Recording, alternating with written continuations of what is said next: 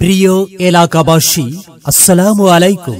আর নয় দূরে কোথাও, এখন থেকে আপনাদের সুপরিচিত সুনাম ক্লিনিকে প্রতি সোমবার রোগী দেখছেন ও অপারেশন করছেন স্ত্রী প্রসূতি রোগ চিকিৎসক ও সার্জন ডাক্তার শঙ্কর প্রসাদ অধিকারী।